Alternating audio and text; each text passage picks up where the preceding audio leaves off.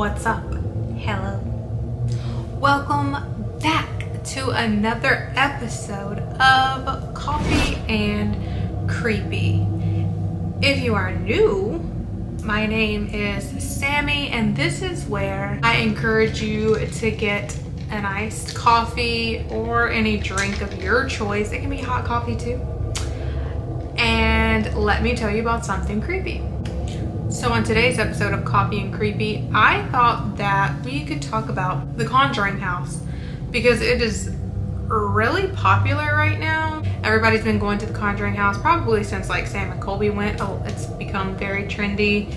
I'm not saying they necessarily started the trend of going to the Conjuring house. I know plenty of people went before them, but it got really popular when they went there. So I thought that we could talk about why it is so freaking haunted, so freaking creepy, and why it's literally a paranormal hotspot. If you don't already know, the Conjuring house, which is what the Conjuring movie is based off of, is where the actual Perron family lived. Like the real true story, the real people. It's where they lived in the house that they were tormented in. So I'd really like to deep dive into the Perron family and what they experienced, where the main malevolent spirit came from and the history on her, and also why I think it is super freaking haunted and possessed these days. So go ahead and grab your coffee or your drink and your snack or whatever you want to have, and let's get creepy. So in 1970, Roger and Carolyn Perron and their 5 daughters moved into this farmhouse known as the Arnold Estate. This house is in Harrisville, Rhode Island. As you probably already know, especially if you've been watching everybody go to the Conjuring house. It's obviously still there. Now, the house itself was built in like the 1600s. Very old, very old property. So when they moved in, it didn't really take long for them to realize that there is definitely some other beings in this house. It was a very active house. It seemed harmless at first. The kids were just like interacting with the spirits. Like it just seemed harmless. So pretty quickly though, things really escalated and it got very scary. Things were levitating, pictures were flying off the walls. I believe that the husband reported to feel like he was being touched. It was getting very scary very quickly. So this is when the very well-known malevolent spirit of Bathsheba started targeting Carolyn, the mother. She would violently torment Carolyn, and eventually it would become a possession. So let's get into Bathsheba for a moment. So, if you don't know, she was rumored to be a witch. Bathsheba lived in the home in the 1800s with her husband. She is reported to have 1 son, but it is rumored that she had 3 other children.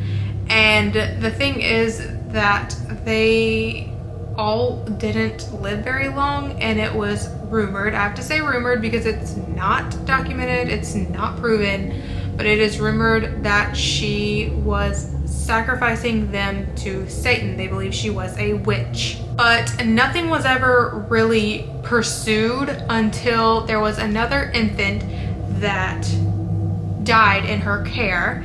And when they investigated the cause of death, it was by a tiny sewing needle to the back of the head.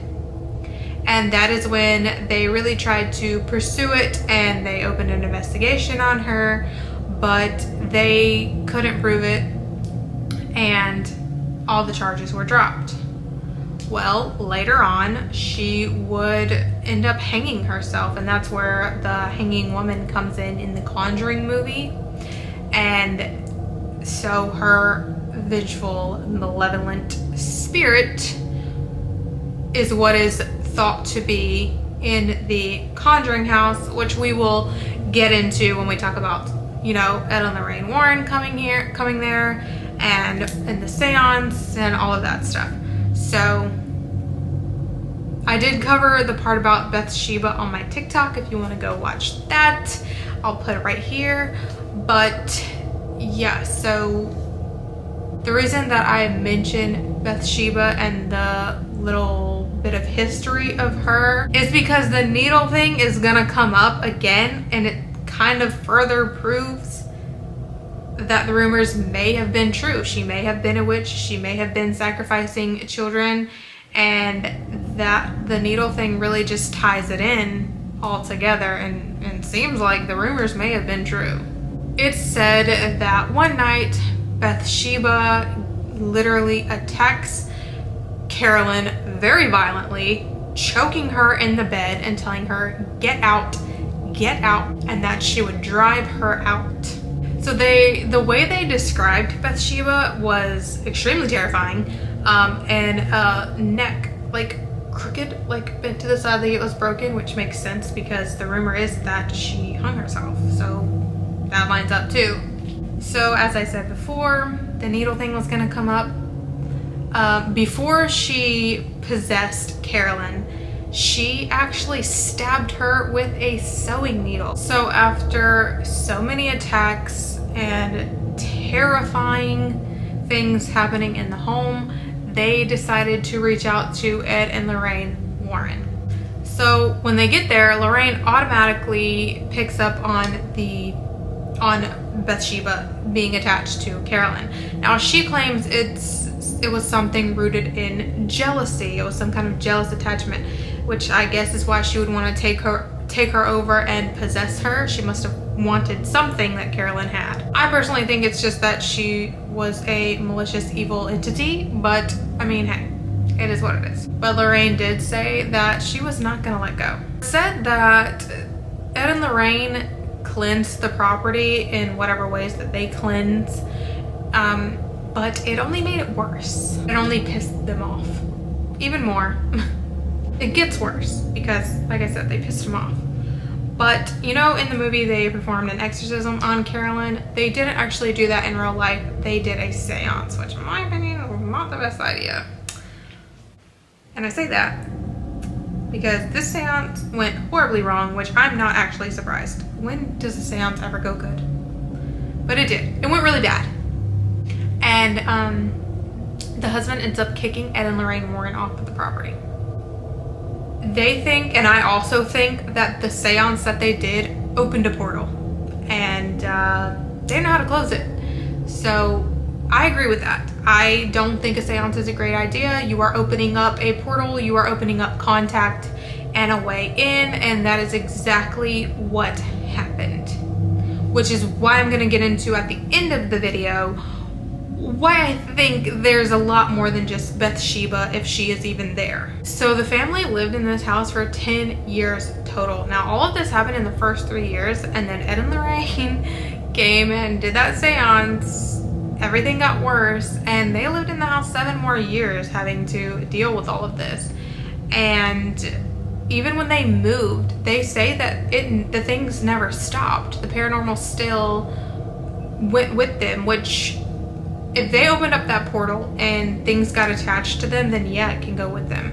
The Perron family does say that The Conjuring is extremely accurate, of course, except for the exorcism part, but all of the horrible things that they endured, the violence, the levitating, the possession, all of that really happened from what they say. So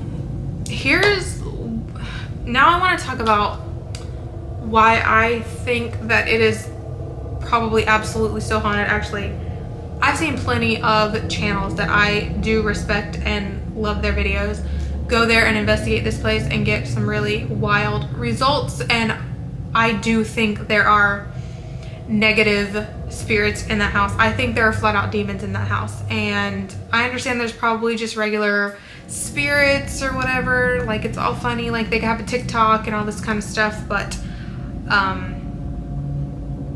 I wouldn't be surprised if I don't necessarily know for sure that the demonic entity that they experienced was Bathsheba, because it's not necessarily proven or documented.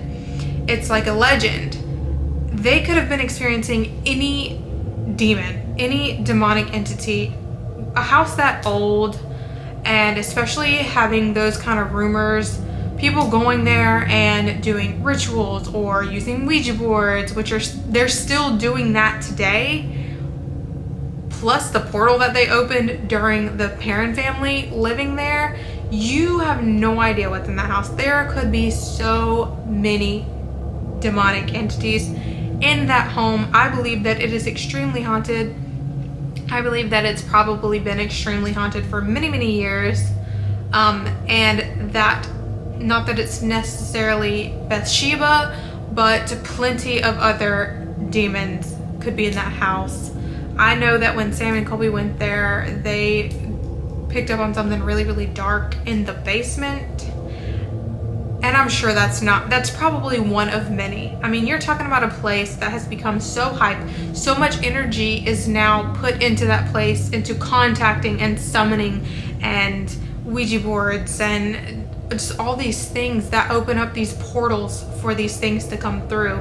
I can guarantee you it is infested with bad energy, bad spirits, demonic entities, who knows. And the Bathsheba thing may be true if she was a witch and they claim that's what they saw. Then who am I to say that that's not who they saw? But again, demons can look like however they want. So if a bunch of people are believing, or if there is a rumor that there is a woman spirit, just like at the Sally house, people see a little girl, but it is most likely a demon pretending to be a little girl because the actions just don't line up. The energy just doesn't line up with it being a little girl, a little innocent girl. So demons can look, sound, and act like whoever they want. I mean, you really don't know what you're talking to when you go to that house. So that's just my take on it.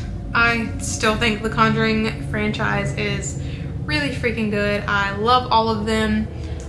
I think it's really creepy that they're based on, you know, the real experiences. I just wanted to give my take on why I think people encounter really horrible things in that home.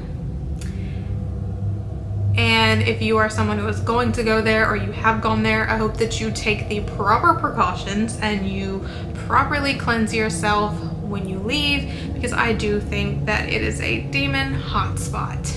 I really do. Anyway, I hope you enjoyed this episode of Coffee and Creepy. If you did, please be sure to like, comment, share, subscribe, and don't forget to stay creepy. Bye.